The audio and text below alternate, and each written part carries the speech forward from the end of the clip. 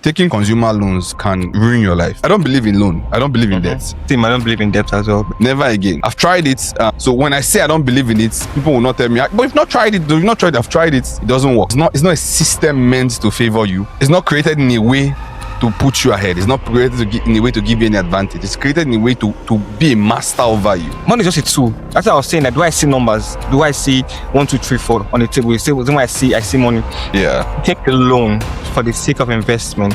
It should be for something that can bring more money than the loan. They call it OTM, other people's money. Using other people's money to make money. As young men coming into becoming a KingMan, you need to understand not just only social relationships, not just only things that have to do with the spirit, but also how to be a steward of your resources and how to lead your family into creating wealth and having a good life. If you not learn how to manage money, if you not learn, if you're not financially literate, money will manage you, money will control you. So what made you, because from my early age you were very intentional, but now did you suffer or something happened from a very early age? You're intentional about money management. You met a lady? Just a girl? I'm joking. Are you sure?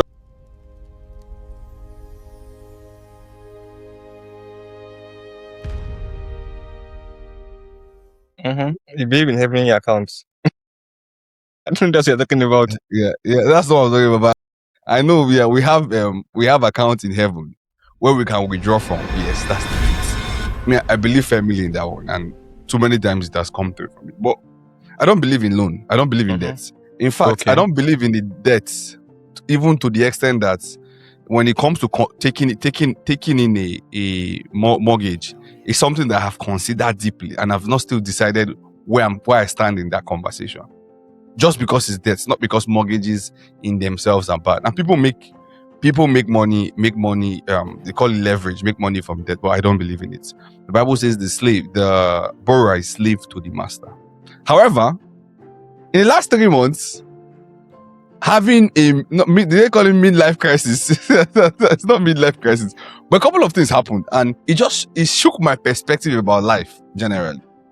And then I began to contemplate a few things. So I went into debt. I hate debt. I don't believe in it. I think, in fact, the only debt you can get, is mortgage. Every other debt, personal debts, in my opinion, you should try and avoid it, especially consumer debt, especially debt. But I went into debt, and I learned a couple of things, and my perspective has not changed, but has been refined. However, welcome to the KingMan podcast, and today we are going to talk about money matters. As young men, sincerely, coming into becoming a KingMan, you need to understand not just only social relationships, not just only things that have to do with the spirit, but also how to be a steward of your resources and how to lead your family into creating wealth and having a good life. I remember myself, King Bems, and I have with me King T. Uncle T, how you doing today? I'm okay. I'm doing good. God is good and kind. I'm okay. It's been a good day. I love what you said earlier about debts. I don't believe in debt as well. This is different. Please don't. This is when you are. Do not take debts for, like Bems said, consumer things. But I've learned. I've listened to some big men speak, Dangote, and the likes. What they do is, I'm being careful. What they do is free. There's freedom of speech. Yeah. Take a loan for the sake of investment. So they invest their personal money. Their own money is investment growing. So when they want to start something else, instead of them using their money that is growing, they take loan to use for the investment. When you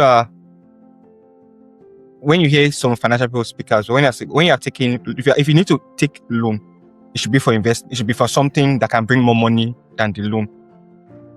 That's the caveat. But normally, do not go into debts. There's no need to go into debts. Live according to your means. Do you know what they call that thing? They call it OTM, other people's money. Using other people's money to make money. And there are a lot of conversations about it. Yeah, and they tell you the leverage. You have to be smart. Yeah. You have to smart. You have to understand, not just smart, you have to know what you are doing. You have to understand the system. If not, you just enter into a debt trap. So what does the average rich person do? Like Uncle T was saying, all right? What they do is they have assets, all right? They have assets on the ground. For example, the assets can be real estate, can be something tangible, not their personal home, not their family house, business assets. And they take loan on those business assets as the business, not as personal, not as their person, right? Taking consumer loans, we've not even gone into the crux of it, but just talking about it, taking consumer loans can ruin your life. It can. Let me give you my own small story. Did my first, and these are not large purchases. Temisan is aware. I did my first purchase with what they call pay small. That is, you pay parts and then you spread the payment, or they call it financing. But in Nigeria they call it pay small. I did my first purchase with that. I had the money, right? But I did my first purchase with that. I came to a place of asking myself a question. Why this debt thing itself? Why am I so, adverse to it? Why do I hate it with passion? Is there something I'm missing? So I needed a couple of things, and I'm like, okay, let me go ahead and purchase it. So I did my first payments with my first payment was a car payment, like to do like a car fixing. I did that, and then I cleared that off. Then after doing that, okay, I'm like, this thing works. So I go ahead and buy, an equipment, and I have the payment going on, and I'm on, let's say I use company A to take one payment, and I'm on the second month of company A, it's just 3 months. I'm on the second month of company A, I go and take another payment on company B. Mind you, I have the money in my account. But I go and take another payment on company B. And then while the payment of company A finishes, I'm on the payment of company B, I buy another thing with company A again. Then the final one, and I got a credit card. As I got a credit card, I used the credit card to so what I was doing is like, that's what people do. Like this is what normal people do. It's just that I don't like it. So what people do is you expense mileage, because sometimes for work you travel around and you're using your personal money. So sometimes it's a strain. You don't want to use your personal money. So people expense it on credit card. So I'm like, okay, that's what people do. So I get a credit card, and then I put my mileage, like I'm buying petrol and all of that for my trips, so that when I claim it back from company, I can put it. Then I start putting. So I was not just putting mileage, I started putting lunch in it, because when you travel for work, you claim lunch, you claim meals as well. I started putting lunch on it, and I asked myself one question. What I realized is, because I was able to do it like this, I was buying things I would usually not buy. Normally, I claim my house and I claim meal, but I probably will not buy meal every single time I travel, because I don't want to use my personal money. But because I was, that's what cash. But it's now not that cash went in my account. I don't like the cash to move. But because it was on the credit card, I was purchasing, and then so I realized something. I think it was the beginning of this month. I just looked at it. I'm like, nah, this thing is not very healthy, because even statistics tell you that if you spend more when you spend borrowed money. Why? Because it's not leaving you immediately, so you don't feel the immediate pain. So you probably will buy something. Okay, let me give you an example. Temisan, if you had a down payment of 50,000, right? If you have a down payment of 20,000, you get a house of probably 200,000, 250,000. That's what you do. If you have a down payment of 50,000, you won't get a house of 200,000 or 250,000. You get a house of 5,000. So you see that the more money you have does not make you does not help you pay, get higher equity on the property. But the more money you have makes you want to take more loan. I could not understand it. Like, so somebody has 10,000, they get a 2-bed. These are young people. You get a 2-bed normally if you have 10,000, right? But the moment you have 30, 40,000, you're not thinking of paying the mortgage completely. You're thinking of getting a bigger place, right? And sometimes not necessarily because of space that you need, but because you have more money in hand. So you find out that you're paying your mortgage. People are paying mortgage 35 years. You could have paid for maybe a 3-bed and be okay, right? But because you have more money, you change probably where you want to stay. Go and stay in next to the coast, more expensive, just a better neighborhood, and you justify it for all sorts of reasons. But instead of you to try and pay, so if I have 50,000, if I go for a house of 200,000, I've paid 20% already. I have less to pay. I'll probably go for a house more expensive, so that I'll have the same amount of years with the same amount of payments. So I just realized that when you When it's other people's money, especially for It's a law. personal loan. Go ahead, Uncle T. No, continue what you're saying. I want to find Yeah. the law.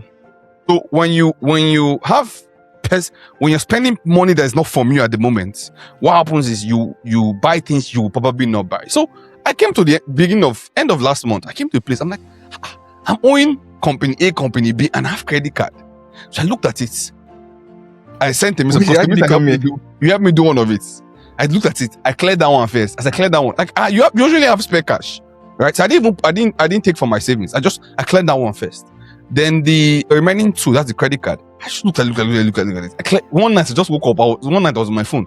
I just removed myself. I cleared the credit card first. I said no, because I'll get the money back at the end of the month, actually.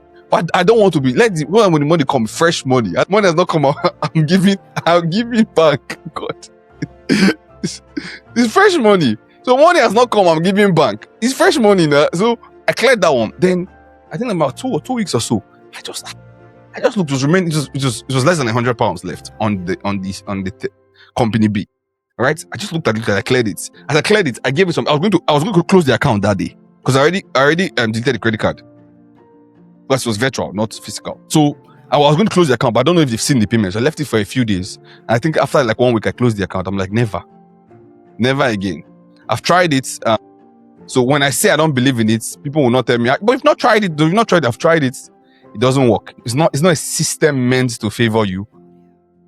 It's not created in a way to put you ahead. It's not created in a way to give you any advantage. It's created in a way to be a master over you. That's what it's created. It makes you go into purchases that you cannot afford. It makes you buy things that you cannot afford, especially personal consumer things, especially credit card. Even the afterpay itself is a bit. Those credit card, the moment you are moving with credit card, you begin to buy things that you don't need because it's a credit card. If it was your hard cash, you won't buy it. I'm telling you the truth. But there are different ways people tell you different things, but that's my own personal experience. Uncle T, go ahead. I've just, it's not in Nigeria, but student loans, which is good. Then you start seeing people that have gone to school, they finish school and they're still paying debt with their first term, their first few months. It's good because you're going to school. But the amount of debt you are taking in, by the time you're not done with school, your first salary, your first 2 years, 3 years, are paying back. It's not 2 years old. They pay for like 30 years old. People pay this money 30 years. I've not really researched. They pay such a low percentage, and like people have different situations. So here's what. They pay very low, very small. What debt? Here's what you are supposed to look at it, right? So great that student loan is there, and I'm not from the UK, so perhaps I don't have the experience. But great that student loan is there, right? How can I go to university, get the best quality of education that I can get with the minimal expense, and can I work part-time during that to maybe support my living expense to make that what you're going to pay in future is less? Because some people don't plan to pay. They just want to pay £200 out of it till forever. People don't plan to pay it completely. People don't even want to pay it completely. So, but remember that that's taxpayers' money. That's what it is. They're leveraging on taxpayers' money. That's what it is. And those companies that give out all those loans they're not very, very, very, very nice people. So if you did not have the opportunity of student loan and tuition was that expensive, what will you do normally? You go to a cheap school. Listen, you have to also remember that British people don't pay international fees. They don't pay 30-something pounds. It's not expensive. Yes, you can go to a school. You can go to a school not so far, maybe pay 5, 6, 7, 8, 9 grand a year. You can. There's also the final thing that not everybody needs to go to school. They've created a system in a way that you can do apprenticeships and go into a good company. This company will sponsor if maybe I was here when I was young. That's what I've done. You go into an engineering company, they sponsor it's competitive. I won't lie, it's competitive. But you go into an engineering company, they sponsor your HNC. That's your school certificates, basically, while they are training you to be an engineer. It's fantastic. You're making money and they're training you. That is very beautiful. And those guys, they go in around maybe from 17, 18. Yeah, they get people around 16. I think from 16 you can go into those apprenticeship. From 16, 17, 18. So I have guys that I'm working with, they are my age. They have, mortgages. They've probably gone more than half of it. Some people have paid off houses because they started working 16 and they were receiving wage and they paid. It's really, really excellent system. So what I'm saying is, I'm not saying don't go to school with loan, but I'm saying if there are better alternatives and you can put yourself in that position. Put yourself in the position. It's just understanding the system as well and seeing how understanding the system and don't allow the system move you. Not be controlled by the system, and it's money as well. Not be moved by the system, by money or anything. Just learn and have control. So I have a question for you. So what made you? Because from an early age, you were very intentional. But now, did you suffer or something happened from a very early age? You're intentional about money management. You met a lady. Just a girl. I'm joking. Are you sure? Maybe you spent your money on a girl. No, I've had different crossroads. Was it there was one that mommy was not happy with? Was it that one? I can't remember what happened, but I know there was something. That one. I know there was something that happened that mommy was not pleased with at all. That was later on. That was when I was a big grown up. I don't know. I've had different crossroads. I think one of the things is that let me see. I love numbers. I've always loved numbers. I've always loved to play with numbers. When I'm spending money these days, except it's small money, when I'm spending big money, it's like number. If I send you one money, like it just feels like a number. It doesn't feel. I don't know if that's a good thing. It doesn't feel like real money. Like something I'm playing with. Like it's just this. It's just this. So I enjoy playing with numbers, and I think one of the reasons that made me start managing money very well is my parents. Growing up, you had to the stewardship that my father taught me, or he taught us basically. Not so you had access for money. Access for money too. Yeah, I didn't say for serious. Suffocated. When we're growing up, when we're growing up, if you wanted to buy something, you'd have to write a list of what you wanted to buy, and you not just write a list. You also write the amount by the side of the list. I want to buy something now. I'll first write the list. I'm writing a list for my dad to make him money for something. I'll now go and meet my mom. Mom, how much do you think this is? Mom, I said, put this amount. And after that as well, when you are done with that, you go to my father. You still have to defend. You have to just cross-check the list and say, okay, I said this price. Yeah, this. So it's just. I think that it may seem as suffocation, but it builds stewardship in me. If I'm planning and I enjoy using, I enjoy using Excel. So it's like taking budget to Congress. Taking budget what? To Congress or taking budget what? Congress. Like yeah, that's honest. That's how it is. That's how it was. Like taking budget to Congress. You had to budget. You had to what you're using money for. Write it down. How you use the money. Like you will not understand those kind of things. But my child, why are you doing? But those small habits ensure that if I'm doing anything money, I'm already writing it down, trying to figure it out.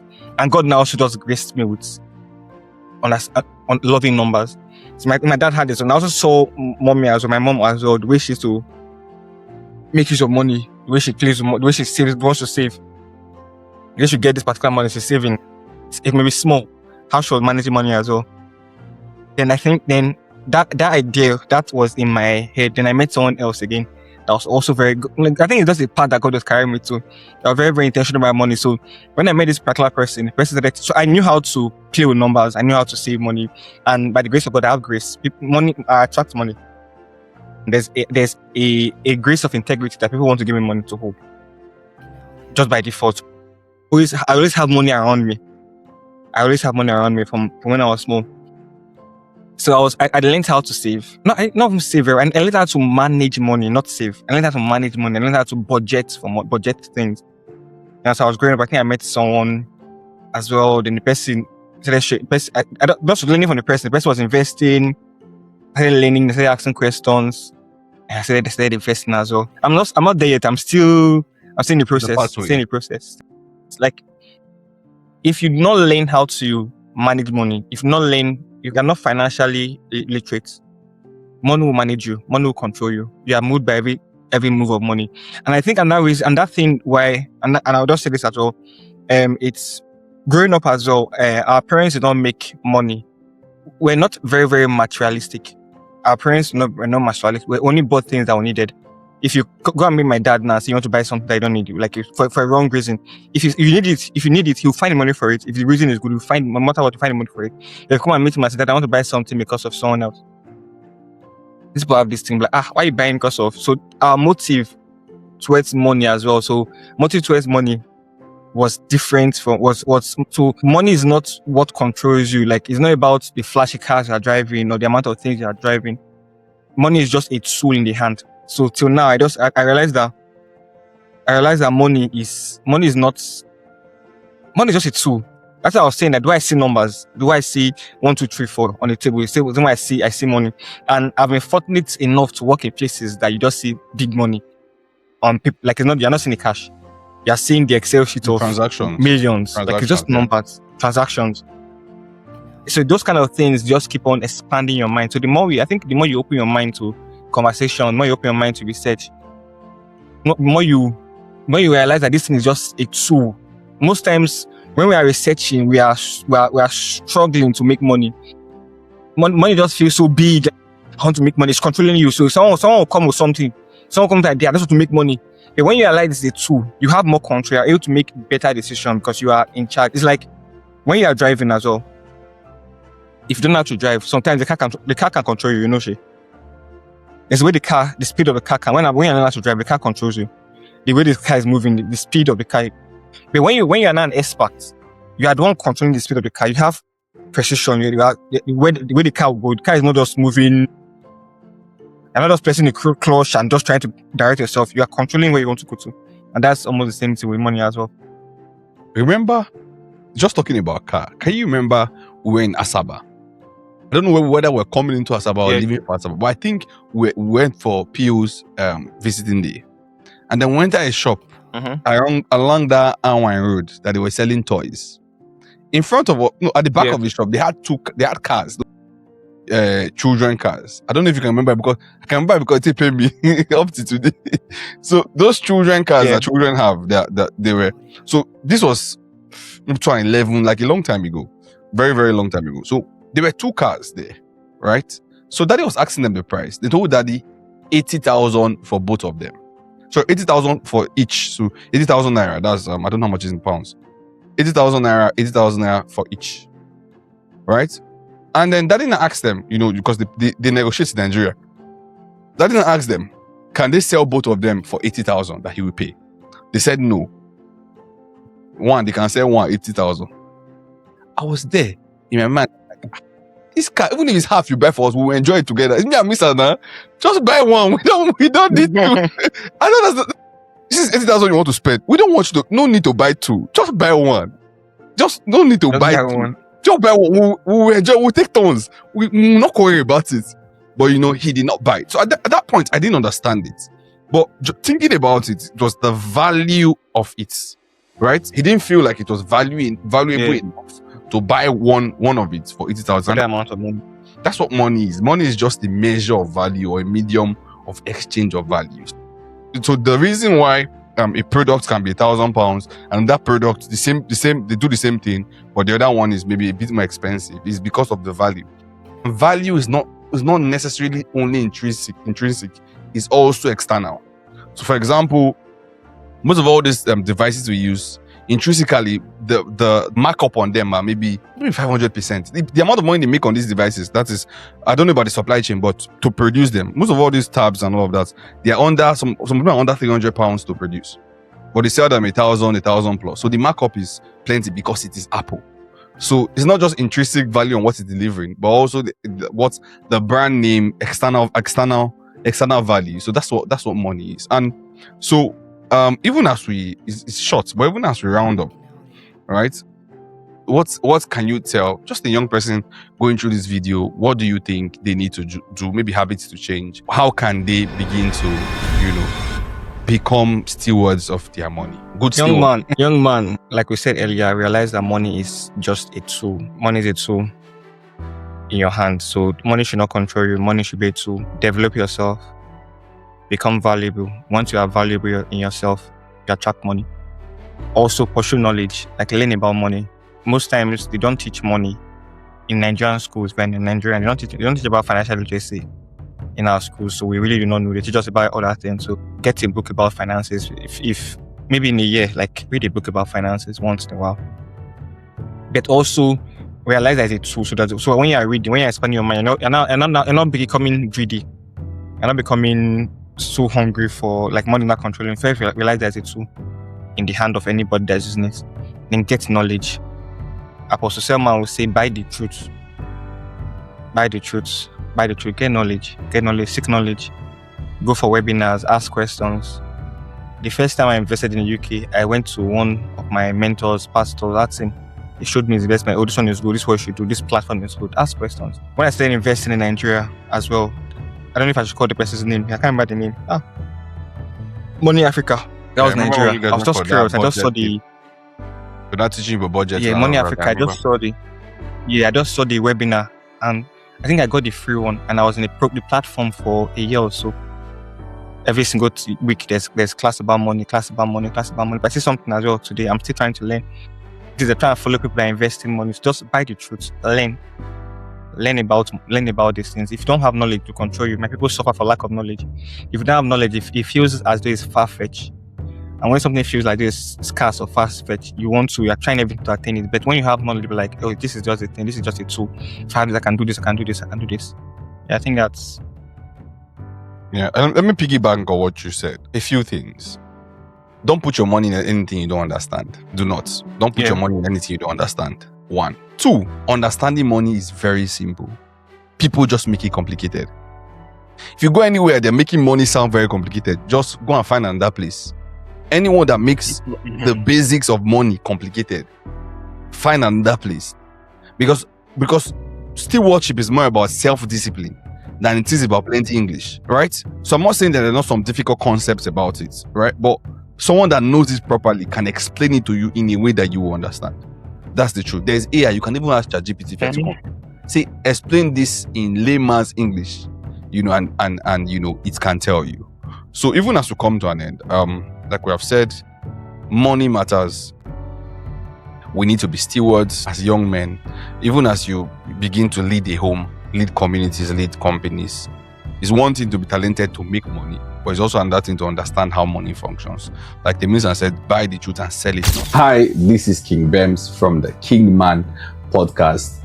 Thank you very much for watching our latest video. We hope it blessed you. Before you go, do not forget to subscribe and like the video. Drop your comments. What were things that you learned and the things that you like for us to talk about more? But even more important, share this video to someone is going to bless, even as it has blessed you. Subscribe, like, comment, share. Have a great day and God bless you.